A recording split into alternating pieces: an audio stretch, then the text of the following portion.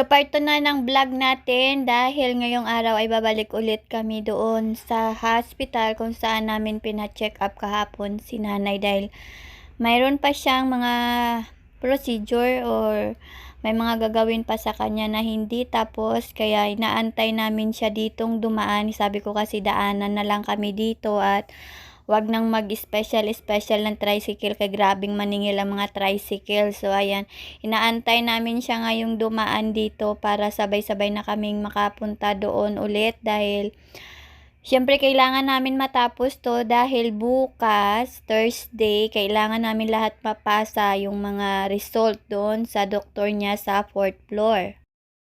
So ito dumating na nga si nanay at syempre sa gate pa lang ay kaaway na niya si Karina. Kaya ayan tinali ko muna si Karina dyan sa ilalim ng lamesa kasi baka kagatin niya si nanay. So imbes na magpa-ultrasound kami ngayon baka marabis na siya. Kaya ayan tinali ko muna si Karina dahil galit na galit nga.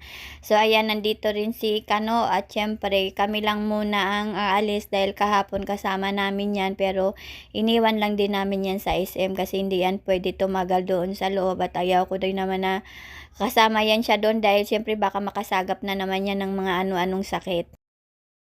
So, ayan, maaga kami ngayon. Sabi nga namin, siguro mga 8:30 pa lang kami ngayon aalis dahil sabi ko, kailangan maaga kami doon kasi nga limited lang yung schedule ng doktor na magkakandak ng Trans-B kay nanay dahil syempre, kumbaga by appointment. So, kahapon nakakuha kami ng appointment at syempre nakalista na yung pangalan niya doon na babalik kami ngayong umaga. So, dapat bago ang 11 o'clock ay nakapila na kami doon. So, ayun. So, papunta na kami nito at syempre, hindi na muna kami ngayon mag-special dahil alam nyo ba, yung mga tricycle dito pag naningil, akala mo taxi sila, mga grabe talaga sila. So, ayan, pagkababa namin dito sa tricycle, dito sa may Jollibee, ay ihing-ihi na kaagad si nanay. Kaya sabi ko sa kanya, umihi na lang siya muna dyan at iintayin namin siya dito sa labas. Kasi nga, baka hindi na siya umabot sa hospital. Kasi nga, parang mayat-maya na siya umiihi, mayat-maya. So, wala namang mga CR sa tabi-tabi. Kaya sabi ko sa kanya, umihi na siya dyan para isang sakay na kami, mapupunta na kami sa hospital. Pupunta nga pala kami dito lang sa malapit na hospital ng Taytay sa Manila S Medical Center. So, ito lang yung pinakamalapit dito na hospital. So, ito lang din. First time ko lang dito nakapunta. O, pangalawang beses na nga pala kasi nung nakaraan si JM. Tapos ngayon naman ay si nanay. So, ayan, tatawid nga kami dito sa tulay at syempre kaya pa naman ni nanay maglakad. Kaya sabi ko ka sa kanya, maglakad lang tayo para kahit papano maibsan yung ating expenses. Kasi nga syempre alam nyo na hinahati-hati lang natin ngayon yung ating budget dahil may mga priority talaga tayo na dapat nating unahin. So, nandito na nga kami sa 2nd floor. Nandito kami sa room 206. So, dito magkakandak ng Trans-B ngayon kay nanay at panglima nga kami dito sa pila. So, makin nyo, maaga na kami niyan pero panglima pa rin kami sa pila. So, madami na rin ditong nag-iintay at syempre, bago nga yan magkandak dyan sa loob dahil wala tayong PhilHealth, wala tayong card, alien tayo ngayon. So, magbabayad muna sa baba sa cashier at ibabalik ang resibo dito sa loob at syempre bago gagawin ang procedure. So, ang procedure nila dito is Trans-B at yun ay 1,500 at syempre, maiintay lang din daw yung result kaya inantay namin siguro mga 5 to 10 minutes kaya yun din yung mas okay naman dahil syempre hindi na namin babalikan at ayun nga, nakatabi nga kami dito ng HMO. So, ang dami-dami ngayon madami-dami ngayon ang mga nagpapa-check up kasi papuno na yung mga upuan. So, ang iba umalis na tapos may mga dumadating. So, ayan nga sa part nga nito ay si nanay madaming tinatanong kung masakit daw ba yan, kung paano ba yan. Kasi nga first time niya daw yan. Sabi ko sa kanya, sabi ko syempre masakit yan. Pero syempre kailangan mo yan dahil yan ang nakalagay or naka-request sa iyo na kailangan mo mag-undergo ng Trans-B.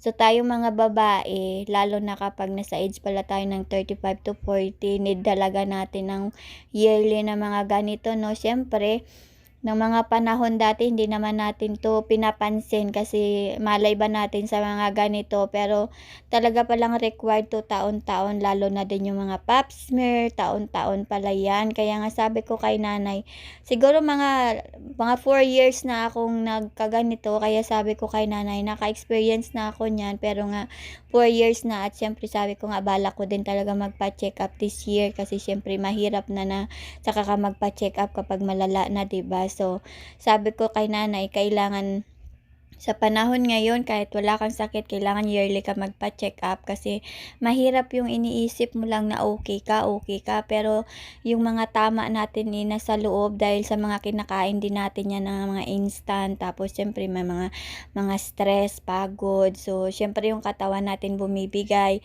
tsaka hindi mo lang masasabi na okey ka sa labas pero sa loob idurog na pala yung mga ano natin sa loob. Kaya sabi ko nga kailangan talaga yearly nagpapa-check-up, masama man ang pakiramdam mo or hindi. Pero siyempre dahil sa hirap ng buhay ngayon lagi lang sinasabi na okay pa naman, okay pa naman.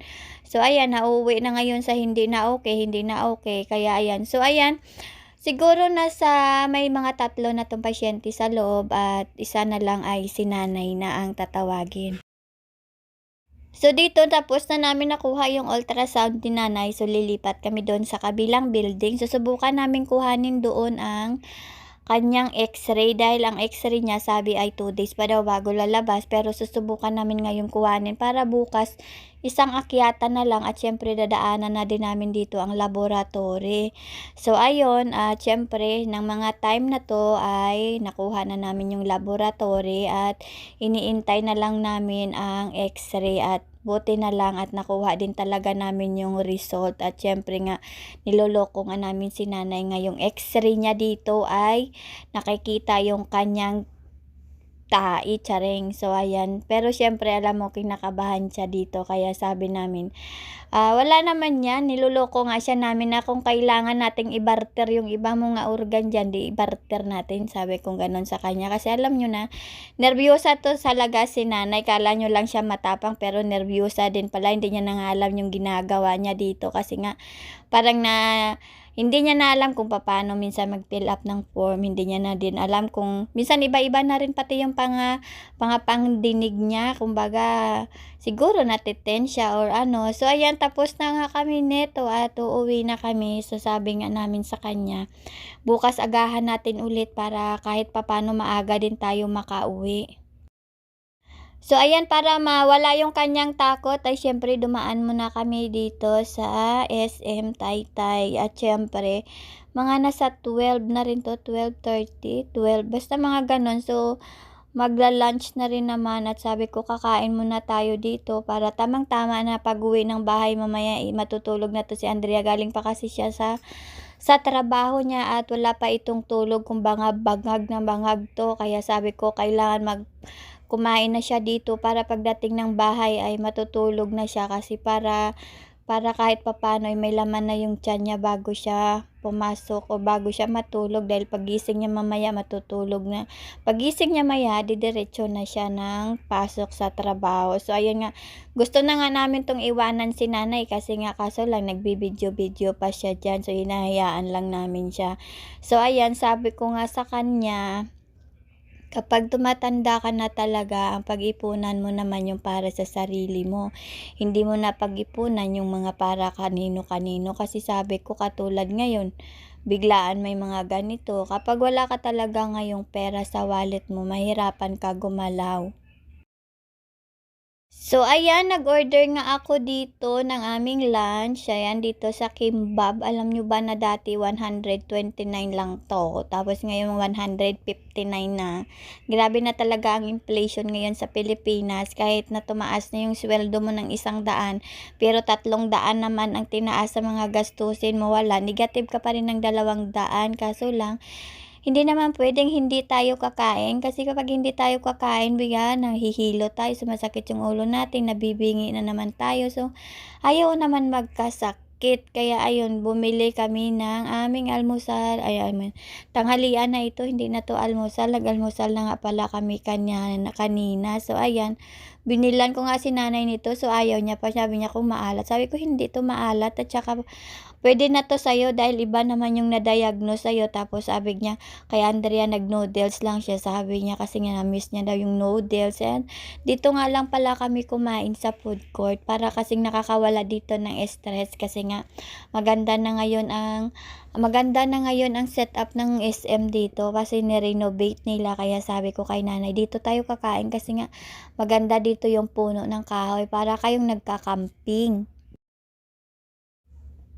So ayan, bukas ay babalik pa kami doon dahil dadalhin namin ang result doon sa doktor at bukas pa talaga kami makakakuha ng mga reseta niya at kailangan ang reseta niya ay umaayon sa kanyang sakit kasi 'di ba siyempre 'pag minsan hindi mo mahiyang ba papalit-palit kaya dapat si nanay bukas sa mga ibibigay sa kanya ng doktor at siyempre may part 3 pa itong ating vlog kaya bukas na naman ninyo aabangan ang aming pagpunta doon sa ating doctor. At siyempre yan lang muna ang ating update. Kakain muna kami dahil sobrang nagutom na yung mga person at siyempre pagtapos nito ay uuwi na kami dahil mag-alauna na or 1:30 na ito.